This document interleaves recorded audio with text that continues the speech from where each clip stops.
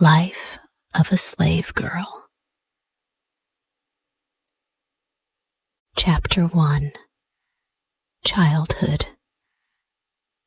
I was born a slave, but I never knew it till 6 years of happy childhood had passed away. My father was a carpenter, and considered so intelligent and skillful in his trade that when buildings out of the common line were to be erected, he was sent for from long distances to be head workman. On condition of paying his mistress $200 a year and supporting himself, he was allowed to work at his trade and manage his own affairs. His strongest wish was to purchase his children, but though he several times offered his hard earnings for that purpose, he never succeeded. In complexion, my parents were a light shade of brownish yellow and were termed mulattoes. They lived together in a comfortable home, and though we were all slaves, I was so fondly shielded that I never dreamed I was a piece of merchandise, trusted to them for safekeeping and liable to be demanded of them at any moment. I had one brother, William, who was 2 years younger than myself, a bright, affectionate child. I had also a great treasure in my maternal grandmother, who was a remarkable woman in many respects. She was the daughter of a planter in South Carolina, who, at his death, left her mother and his 3 children free, with money to go to St. Augustine, where they had relatives. It was during the Revolutionary War, and they were captured on their passage, carried back, and sold to different purchasers. Such was the story my grandmother used to tell me, but I do not remember all the particulars. She was a little girl when she was captured and sold to the keeper of a large hotel. I have often heard her tell how hard she fared during childhood. But as she grew older, she evinced so much intelligence and was so faithful that her master and mistress could not help seeing it was for their interest to take care of such a valuable piece of property. She became an indispensable personage in the household, officiating in all capacities, from cook and wet nurse to seamstress. She was much praised for her cooking, and her nice crackers became so famous in the neighborhood that many people were desirous of obtaining them. In consequence of numerous requests of this kind, she asked permission of her mistress to bake crackers at night, after all the household work was done, and she obtained leave to do it, provided she would clothe herself and her children from the profits.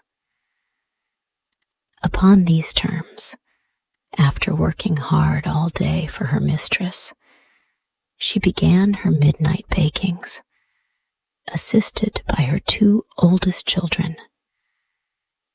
The business proved profitable, and each year she laid by a little, which was saved for a fund to purchase her children.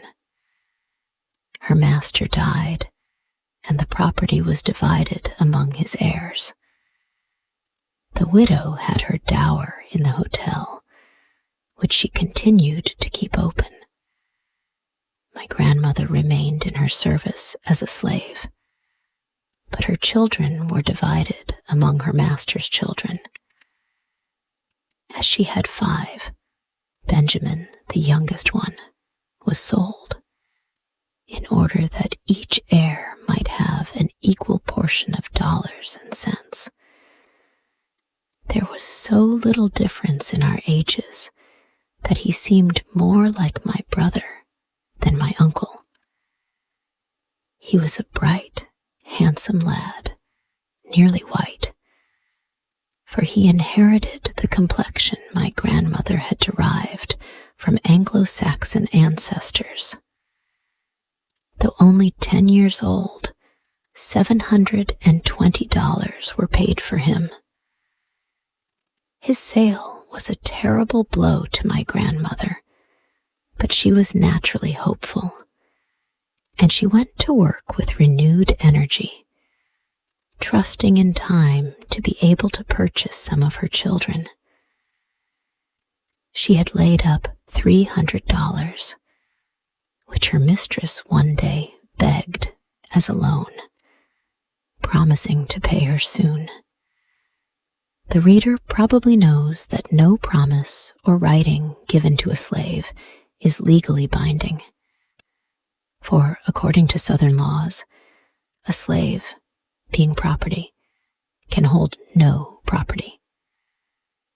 When my grandmother lent her hard earnings to her mistress, she trusted solely to her honor, the honor of a slaveholder to a slave.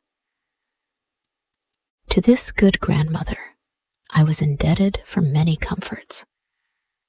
My brother Willie and I often received portions of the crackers, cakes, and preserves she made to sell. And after we ceased to be children, we were indebted to her for many more important services. Such were the unusually fortunate circumstances of my early childhood. When I was 6 years old, my mother died. And then, for the first time, I learned by the talk around me that I was a slave.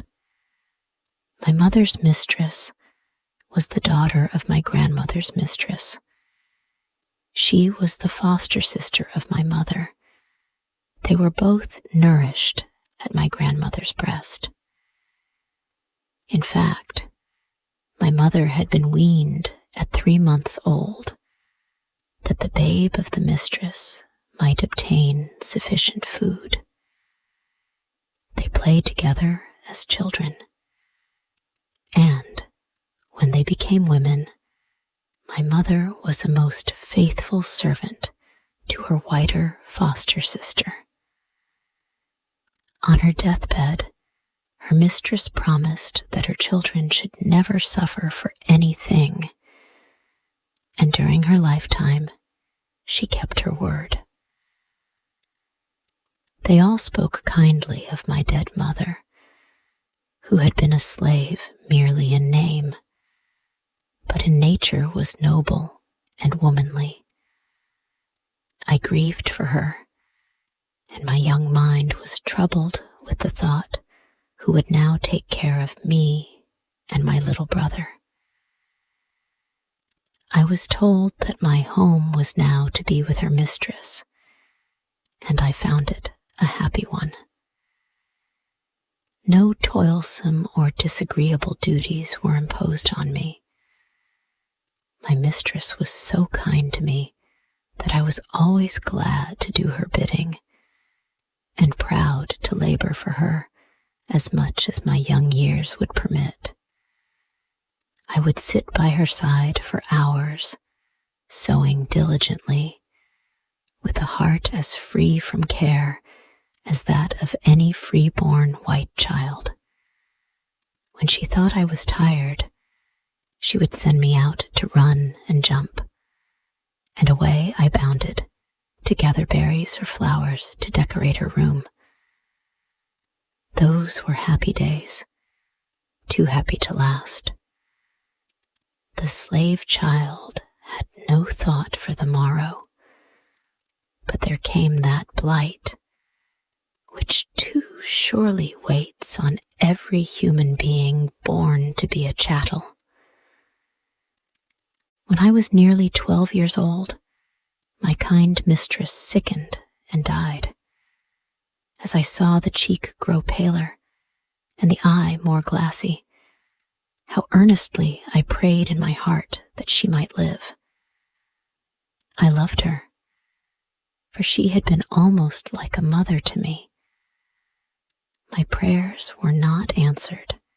She died, and they buried her in the little churchyard, where day after day my tears fell upon her grave.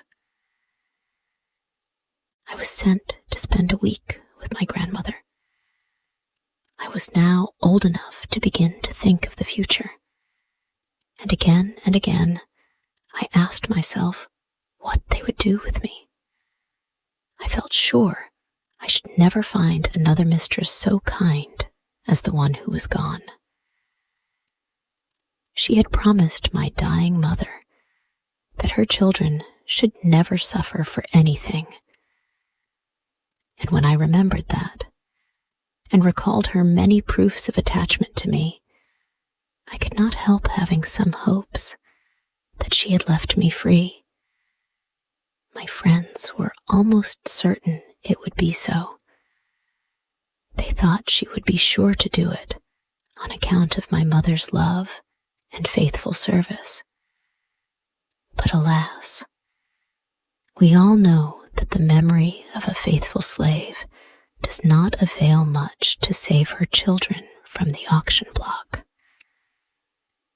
After a brief period of suspense, the will of my mistress was read, and we learned that she had bequeathed me to her sister's daughter, a child of 5 years old. So vanished our hopes. My mistress had taught me the precepts of God's word. Thou shalt love thy neighbor as thyself. Whatsoever ye would that men should do unto you, do ye even so unto them.